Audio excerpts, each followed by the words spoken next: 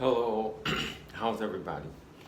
Um, this is my third YouTube, and I'm going to. Um, I got most of my information, or I organized this one according to the first one that I did, because I said in the first one that I would, um, that I would, how can I say? That I would describe things that I had brainstormed in the first one. So the first one is still very important, and I want to go into details about things, but it was pretty detailed. But I mentioned that I would cover some other points from the first one, and I'm actually going to do that. And then after that, I'll go to the second one. But the third one is this one, so let's get started.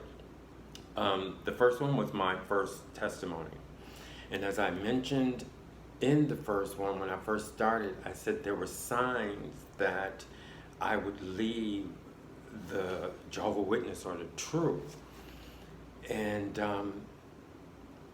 so in this video, when I talk about signs, it's going to be some more signs that I knew, or that that you could tell right now that I would leave that religion or find a way to get out. So I stated in the beginning, in the first one, that I had a lot of signs. I only mentioned some of them in the first one, which is free-spirited. In the second one, I explained my free spirit, but it was controlled by my belief in the governing body, which I believed in 100%. Then I spoke about being compelled to do things, like when my brother, when I mentioned in the story about my brother twice, about him being disfellowshipped and then coming back to the meetings or coming to the assembly, and how I was compelled to speak to him.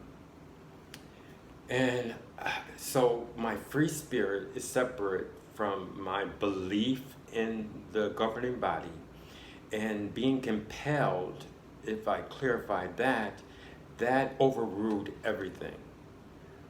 It was a feeling that I had. Whenever I was compelled to do something, I didn't think about it or anything. I didn't think about the governing body. I didn't think about my free spirit. It was just like, it's something that was part of my personality, something that I had in myself. So it was, I guess, could I say that it was stronger than a belief? Or part of my personality? Well, we'll find out, even I'll find out by these videos, because they also help me, and I hope they also help someone out there. Now, as I stated in the first one, my brother, when I was at this, I think I was, when I stated that I had my brother, we were at the assembly, and my sister and my brother came to the assembly, because usually in a Jehovah Witness, if someone's not doing bad or if they're disfellowship, they can still come back and just observe. They can't speak to the people, but if you're disfellowship, you can't speak to the people, and you pretty much are on the sidelines. And I also stated that my sister was with him. My sister, which is my oldest sister, so I got to start separating because I have other sisters that I mentioned. So that's my first sister, that's the oldest sister. My brother, who is with her, is the oldest brother that I have. And they're not from the same father, okay? So we're at the assembly. My mother I'm sitting like maybe 3 rows. In the assembly, we usually sat like high up. I guess you would understand if you went to assembly. We're at stadium, we usually sat like pretty high up in the stadiums, okay? Or even if it was assembly hall, we would usually sit further in the back. So my mother, we were like 3 aisles up. My mother was on the aisle. I mean, they were 3 aisles up from me. She was on the aisle. My sister was with her. and then my brother was sitting next to my sister. My sister was probably on public reproof or something, meaning that you couldn't speak to her. But I'm not sure. But I never heard anything about her being on public reproof, but she wasn't doing well. She stopped going to the meetings. And this is what I'm going to stress, okay? So we're at the assembly, and my stepfather was seated first, and then my mother, and then my sister, my half-sister, and then my brother, okay? And they have the same father. Now, I mentioned that because my mother played a very important part in my decision to leave the religion. It wasn't like all of a sudden decision, but it was like an observation. It's more of a subconscious decision, and you just gather certain things that happen, and they grow and they grow and they grow. That's what happened to me. Now, like I said, my sister was there, and she wasn't doing very well in the organization. That's important because I want to go into detail a little bit about that to explain to you another thing that I was compelled to do and how my mother played a part.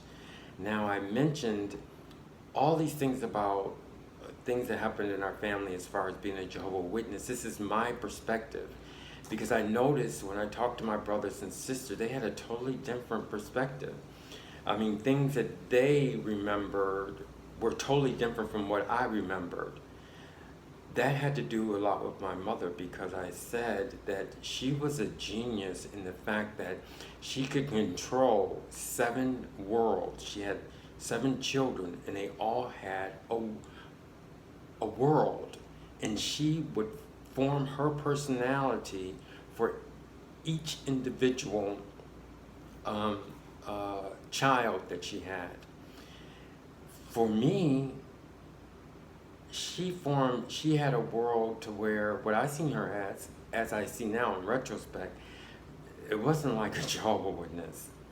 I mean, if my family and the Jehovah Witnesses heard that, they would like freak out. But I have my life, and I have my perspective, and my perspective belongs to me. And my mother belongs to me. So any perspective that she gave me, and the things that she gave me, she didn't give it to the other children so they can argue about it or whatever. But this is my point of view. And this is what she personally reflected on me. So now going back to my oldest sister, and something that happened, which will describe more my mother and the part that she played in my life, and my sister. One time I came home or whatever. It was pretty much, I hadn't been home too long, because I went into the kitchen and my mother was speaking with my sister, okay? And it's just the awesomeness that she had. It's something she knew about my personality. Of course, your mother probably knows you more than you know yourself, if the mother really cares that much. And she was on the phone with my sister, and I didn't realize it, but she told me, all of a sudden, she told me while she was on the phone, it was like, she's beating her.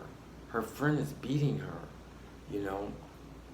And I wasn't like excited or anything. I always remained calm, okay? And what had happened was my mother was having a conversation with my sister, and my sister was with her roommate or whatever, and her roommate or her friend was beating her while she was speaking to my mother. And my mother said, she's beating her. I want you to talk to her.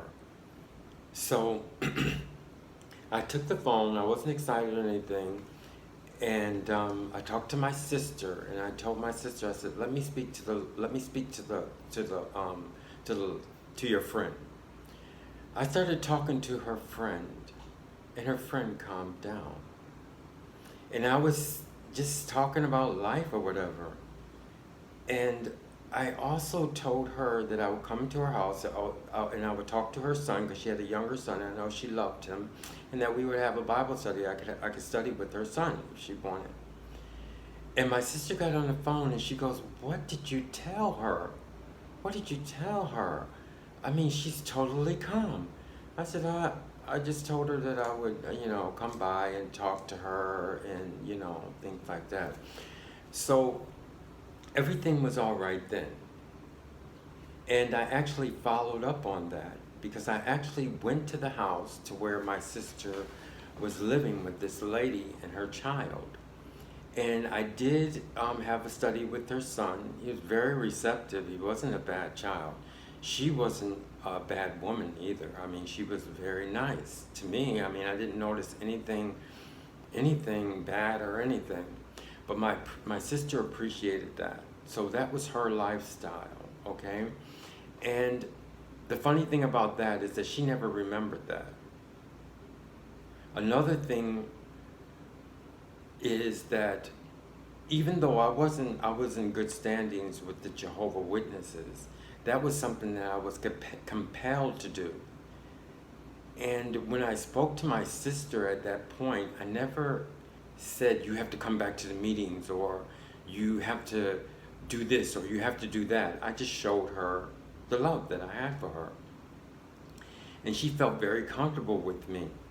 One time I was working in a department store, okay? This is to show you that another sign that I knew that the religion was not really, I guess I can say, I hate to say this, but it was not my cup of tea. And when I was with my sister, I put away the fact that I was a Jehovah Witness or the governing body. Like I said, me being compelled, or those things that I did for her, had nothing to do with the governing body or my free spirit. It just had to do with love, okay? Another thing that happened with her was I was driving one time and I saw her in a car with her friends or whatever, and she wasn't like a Jehovah Witness. And she bumped her horn and I waved to her, and I felt nothing. I felt like just she was my sister. I had no feelings of, "Oh, she's doing this," or "Oh, she's doing that," or "Oh, I can't talk to her." No. So one time I met her at work. For some reason, I can't remember why I went to go see her. I just wanted to go visit her, as my sister. Something that they didn't do to me when I loved the truth, or when I wasn't strong in the truth, or in the truth, I'm sorry. I visited her at her job. She had a very nice job. It was in a hospital. She had a very nice position. And just to see her, and she took me around because she had a good job, and she had like a little chauffeur or whatever. And she took me around from the park. She picked me up at my parking in a van, okay? And they took us to the cafeteria. And I was just talking to her just to see how she was doing, but I did not come to see her to encourage her to come to Jehovah Witness. I came to see her as my sister. And she was telling me she was so happy. I mean, she was who she was. That's one thing that I can actually say about her not going into Jehovah Witness. I was actually happy for her. And there was someone else in the cafeteria. It was a friend of hers, and she goes, "Oh, look, that's my friend." She said, "He's gay." And I didn't think anything bad. She goes, "You know what? He loaned me $200 when I needed it, and he didn't say anything. He just gave it to me." So I went over to him. I shook his hand. He was a very nice person. I didn't tell her, you can't hang around with this person, or "Oh, you can't hang around with that person." I just enjoyed her company, and that's it. She also offered me a job, which I should have took, but I didn't. I'm so much into entertainment and developing my talents that when I got jobs, beautiful jobs, I wouldn't take them because I had to learn more about my talent. That's just, I mean, in the long run, I'm happy that I did it, but I bypassed a lot of beautiful jobs and careers that I could have had. But anyway, that's aside from everything. So what I'm saying is that I made my sister feel like I was her brother, which she didn't do for me. And I don't have any hard feelings whatsoever about that. I just wanted to show you how now when I went out or stopped going to the meetings, how differently she treated me when she went back to the religion, because she would not do those things for me, even though I did those things for her. So that's kind of being a hypocrite as far as the religion is concerned, where you just think about yourself and that's it. And you put pretty much the religion before you put your family, which has nothing to do with the religion whatsoever, which shouldn't have anything to do with the religion whatsoever. So that also showed a part of my mother also, because my mother, when she was talking to her on the phone, when I told you about her giving me the phone, she knew that I wouldn't judge my sister. Another thing too is my mother was not telling her, you have to come back to the truth and you have to do this and you have to do that. She didn't do that. So my mother had a line, which it was more than one line, how she treated all of us and how she didn't let what she learned in the truth overpower each one of our individual worlds, if that is not what we wanted, if you can understand that. Like in my case, she knew she did not treat me at all like a Jehovah Witness child. She treated me like Lamont. She treated me like who I was, not part of the organization. And that helped me. And I can actually say that she pretty much showed me that there was a Lamont in there, and that had nothing to do with the organization. And that was something that she did subconsciously, I can say. Now I reached that point. I finished from the first tape about the first segment where I said about being compelled, and then I mentioned my stepfather when we were at the assembly, and I spoke to my brother, and he came to me, and my stepfather, who was an elder, came to me and said that I wasn't supposed to talk to my brother, and I told him I was just giving him coffee. We were born in, I can clear that up because I wanted to show you this. We were born and raised in the truth. I mean, I wasn't born and raised in the truth, I can't say that, but when I was very young, I was a Jehovah Witness. I mean, evidently my mother studied when I was maybe a child, under 5 or whatever, because I remember pretty much always being in the truth. And my father was her second husband, okay? And because she had, the reason why I'm kind of confused about this, because I know she was married before my father. She was married before my father, but she also had another relationship, and she had a child with another man. So I know they're gonna freak out by saying that too, because when I was in a Jehovah Witness, you're supposed to hide certain things, and we pretty much had to hide that my mother was a normal person. I mean, she had a relationship with another man, and she had a child for him. That was like taboo. I mean, don't mention that. But it's only until I was like very old to where I had to figure it out for myself. But in the congregation, we all had to act like, it was like a secret or whatever. But you could pretty much figure it out very, very easily. So I'm going back to where my father,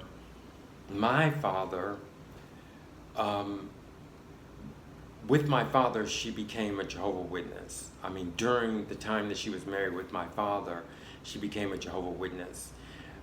That's another thing. She would tell me things that she knew that I would remember, but she knew that I didn't understand at that point. So that's another part of her genius. I guess all mothers do it, I don't know, or most mothers, but she would pass down information for me later on. And she told me one time, she said, your father said it would be good, the religion, the Jehovah Witnesses, would be good for the children. And she said that, and right now, I mean, like, I had no idea what she was talking about, but I remembered it, and she knew that I would remember it. So it wasn't a religion that she actually believed in 100%. I think out of all of us, she knew more about where the religion stood as far as the world is concerned, more than what we did. So for her, the religion was like something to keep us in line, which it definitely did, or some kind of foundation in our life, which it did also in some aspects. But I explained about my father, my birth father, to explain about my stepfather. Now I understand that she had to get married again because my father passed away. And maybe 3 years or whatever, excuse me, she had to get married again. And he had to get married again, which relocated us also to another place. It was in the Washington metropolitan area. So he had a job to where he had to get married, which I'm almost positive, okay? So that explains his story, and it also explains our position because he was a Jehovah Witness. And of course, we were Jehovah Witnesses. So you can get a better picture of where we stood. So now I have to tie this in to, as far as the assembly is concerned, I mean, to how his position was, to where he said that, you can't talk to your brother. He was always like that. He was very, very into the Jehovah Witnesses. There was a point in time where I would buy tapes or I would buy albums I had to tear up because he said that they were that they weren't according to what the organization wanted us to be. Our conflict was the fact that he was so stuck in the religion and everything was a Jehovah Witness, and I was not really stuck in the religion as much.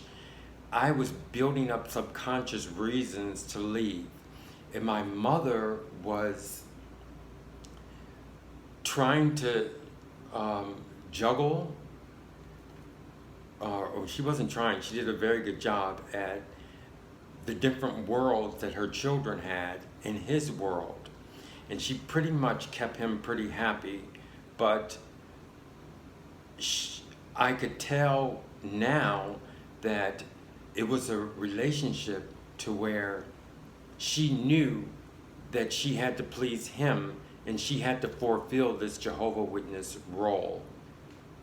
Okay, and she did a very good job as far as fulfilling that role. Now that I have that, I wanted to go over some different points about the Jehovah Witnesses, the books.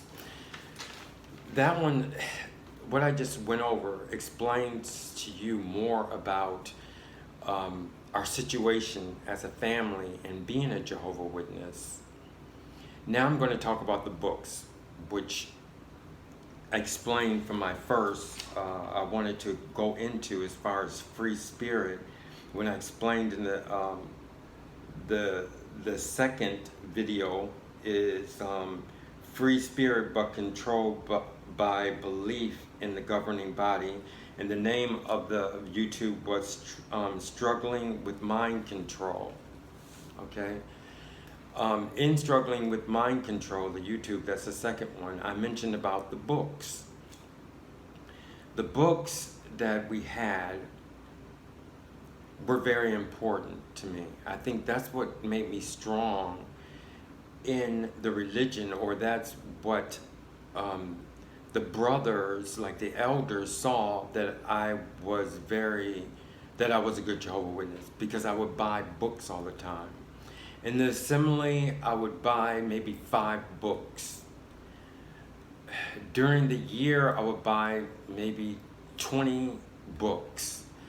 Magazines, I would buy magazines all the time. Just maybe hundreds of magazines. But there was one thing that I found out. I would really not read anything. But the thing about the Jehovah Witnesses was the fact that the publisher had to buy the books. And the thing that I thought to myself subconsciously was getting the contributions from the books. I would buy the books, and I would pretty much contribute them to, to whoever I would talk to. I felt really bad about taking the money, so I would pretty much give away the books. But one thing, especially in the 70s, I wasn't too smart. I was smart at some things, but mathematics and things like that I wasn't smart at. But I did notice one thing, that the magazines cost 3 cents. And I noticed putting on my screen, if you listen to the other YouTubes, you'll find out about the screen. I put on the screen that this is 3 cents and we're selling it for 10 cents. And I had a question about that. Why are we selling it for 10 cents if we're buying it for 3 cents? And I also noticed that people made some pretty good money, because I had some friends that would come back and they would have like tons of money. I mean, not tons of money, but that's just exaggerating. But maybe like $20 or $30, and I was going, how in the world did they do that? So that was, now that I see that what we were pretty basically doing was, selling books, and that made me a very good Jehovah's Witness, and I know they saw that. I would also contribute. I mean, we had a contribution box in the back of the Kingdom Hall, and I would always write checks or put money in the contribution box. So that made me a good Jehovah Witness also. And this one is pretty much coming to an end. The reason why this one is important, because I explain a little bit background about myself, so that I can get into some other points to clarify from the first and the second video. Okay? So I hope you enjoyed this one. This one is pretty much, it's more like a structure for the next ones that we're going to, the next ones I'm going to do.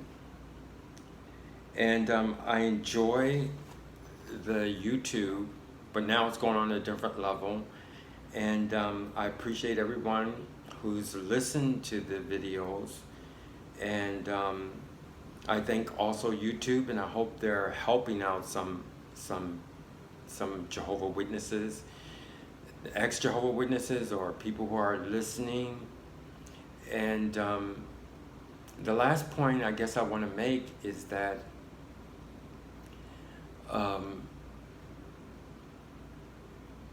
the Jehovah Witnesses is a group and an organization that pretty much could help others and could help families because they have some things that are good, but because of the intent, it pretty much destroys a purpose that could be very good.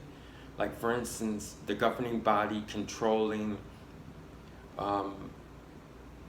your being a family member, your being normal, your trying to talk with other people, getting to know information from different people.